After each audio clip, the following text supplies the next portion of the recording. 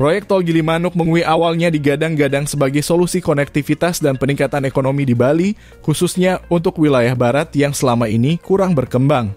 Namun sejak awal perencanaannya, proyek ini menuai pro dan kontra hingga akhirnya mangkrak dan dikeluarkan dari daftar proyek strategis nasional PSN. Informasi ini akan membahas faktor-faktor yang menyebabkan proyek ini terhenti, penolakan dari masyarakat, serta dampaknya bagi Bali.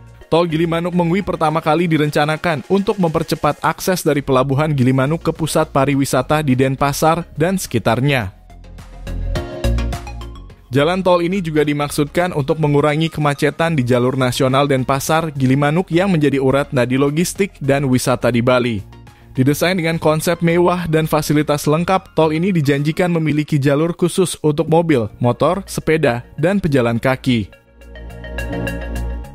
Kehadirannya awalnya disambut positif oleh masyarakat yang berharap proyek ini mampu mempercepat waktu tempuh dan meningkatkan perekonomian daerah. Namun realisasi proyek ini tidak berjalan sesuai harapan. Beberapa kendala utama yang menyebabkan proyek ini terhenti antara lain. 1. Perencanaan yang terburu-buru. Proyek ini diumumkan dengan cepat. Bahkan pada 10 September 2022 dilakukan peletakan batu pertama groundbreaking dengan hanya mengandalkan lahan sepanjang 5 km milik Perumda Bali tanpa adanya proses pembebasan lahan lanjutan. Proyek tol lain biasanya membutuhkan waktu bertahun-tahun untuk pembebasan lahan sebelum groundbreaking dilakukan. 2. Masalah finansial. Pada Februari 2023, proyek ini mulai mengalami kendala karena konsorsium pengelola tidak dapat memenuhi kewajiban finansialnya. Akibatnya, proyek ini mangkrak dan tidak ada kejelasan mengenai kelanjutannya.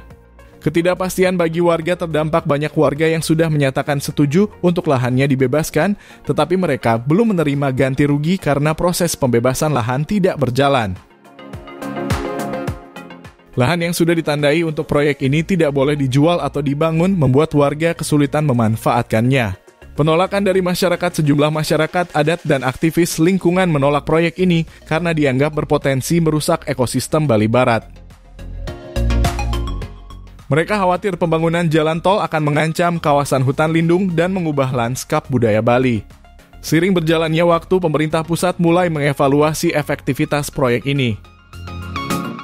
Puncaknya, pada Februari 2025, keluarlah Peraturan Presiden Nomor 12 Tahun 2025 tentang Rencana Pembangunan Jangka Menengah Nasional RPJMN 2020-2029, di mana proyek tol Gilimanuk Mengwi tidak lagi masuk dalam daftar PSN.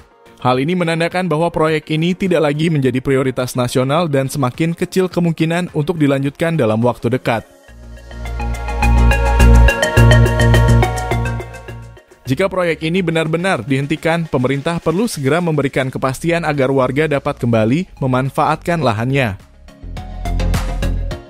Sebaliknya, jika ingin tetap dilanjutkan, skema pendanaan dan pelaksanaannya harus dipastikan agar tidak terus terkatung-katung.